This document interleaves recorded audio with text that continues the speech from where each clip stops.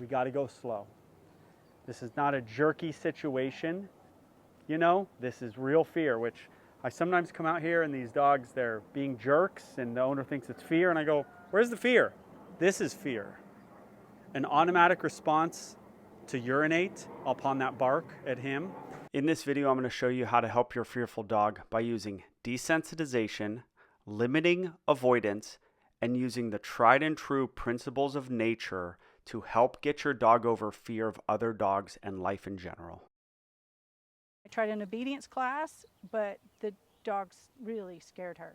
And so she pretty much trembled all the way through class. And if they got within, say, 6 or 7 feet of her, she would growl and lunge at them.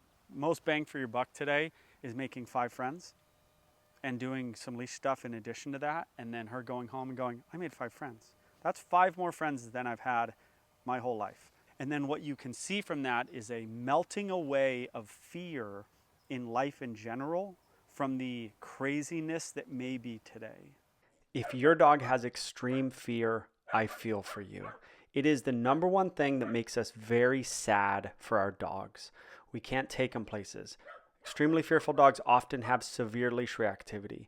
In this video, I'm going to explain to you my exact process for dealing with fear and extreme fear. Fear of dogs, to some degree fear of people, to some degree fear of new environments. But it's a lot of dog stuff in this video and extreme fear with dogs. So if you guys can't come to my facility, you live in Germany, Australia, Nebraska, can't come to my facility, everything I show you in these videos are meant to help you no matter where you are. One of the first things you have to do is eliminate leash reactivity. You deal with leash reactivity with a fearful dog the same way you deal with leash reactivity with any dog. Use a gentle leader, give down into the side corrections when they're leaving you. Don't deal with leash reactivity any different with your fearful dog than you do an aggressive dog. It's still a behavior that they cannot do. Once you've eliminated that, you can start this process like I'm doing right now, which is getting your dog closer to other dogs. Now, in this situation, I used the owners and put them near Prince to draw the dog. I'm forcing, for lack of a better word, the dog to face its fears and get closer to Prince by using the owners. Okay, this is going to be hard for you to do at home because you are the owner. But technically, you could maybe have a friend do this. You could go up to the other dog, stuff like that.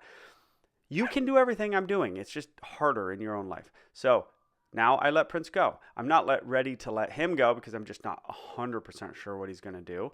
But now I'm sure he's not going to hurt Prince. And now nature kicks in. Okay, be with a dog. A good dog. You have to get your dog with a good dog. No one, you can growl at him. You can be scared. It's okay. Time to take the kid gloves off with your fearful dog or they're never going to get over it. Ever. So, that dog peed right there. That's an automatic response. It's bad. It shows a physiological response to fear. So, we got to go slow. This is not a jerky situation, you know, this is real fear, which I sometimes come out here and these dogs, they're being jerks and the owner thinks it's fear and I go, where's the fear? This is fear. An automatic response to urinate upon that bark at him. Prince, not to say she wouldn't go at him if given the right situation, she would, but this is real fear, so we gotta go slow. So what's the first thing you notice in my process? They're already both off leash. You can move so slow with fear that your dog never gets over fear.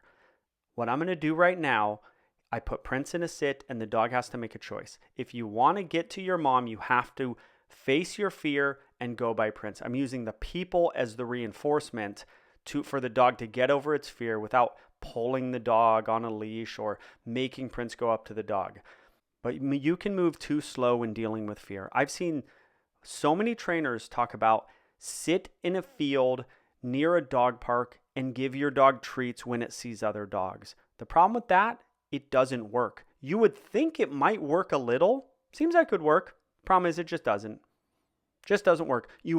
There is a giant difference between what's happening right now with this dog sort of naturally meeting good dogs and sitting 20 feet away. Even that right there, I don't hate it. The dog actually did urinate. Again, there was an automatic response. Prince does a little play bow. This is happening naturally. Okay, this dog's being pushed a little bit. This dog has outs. Okay, this dog can growl and the other dogs can go away. This is a start for everything.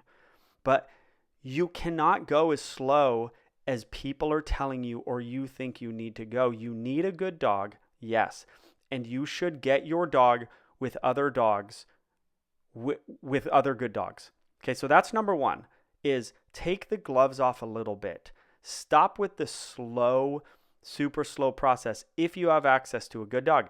Now, can you let your fearful dogs like this with that 6-month-old Labradoodle that's going to just nicely, roughly launch itself at the dog? No. Can you get this dog with an aggressive dog? No. Should you get this dog with another fearful dog? No.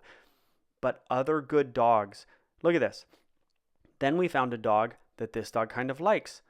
And now we're seeing the dogs are less novel. So this is the third dog in the mix. Your fearful dog has to learn that other dogs are not going to kill it. And this dog is learning that. And you're going to see the first approach to a random dog that this dog has ever done in its life. And we're going to, you got to learn, you can hold dogs. I do this all the time. I call it the behind a face method. Okay. This is the way this dog is going to, now the dog knows a dog. This dog for the first time in its life has met a random dog. It was a meeting.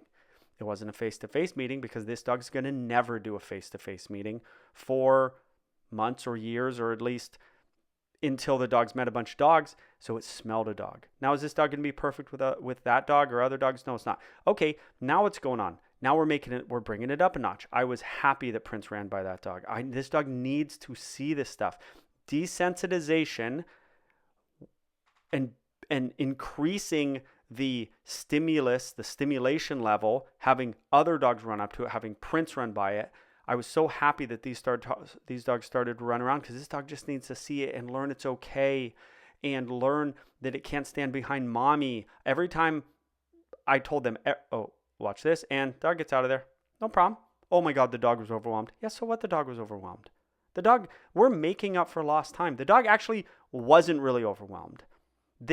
What's happening right now is the most natural, great thing that's ever happened. What's happening right now is about as good and natural as you can humanly possibly get it. Every dog in the mix right now leaves when she wants them to leave. Every dog this is like nature. Like she almost got ran over. Like, Prince, what are you doing? Every dog, a dog just ran by her. She had to deal with it, like naturally, and it's slow. It's literally 3 dogs. Yeah. It's just good. It's good. I don't struggle with it, but there are times where I'm pushing and then I go a little over, and there's times I don't push enough. She's like, it's perfect. I have done nothing in this video that is rocket science. I basically took a fearful dog and let the dog desensitize to other dogs. Then I said, it's time to get over it. It's time to be a big girl. And I let the dog with other dogs, and I let nature take its course, and the dog naturally calmed down. That's all I did.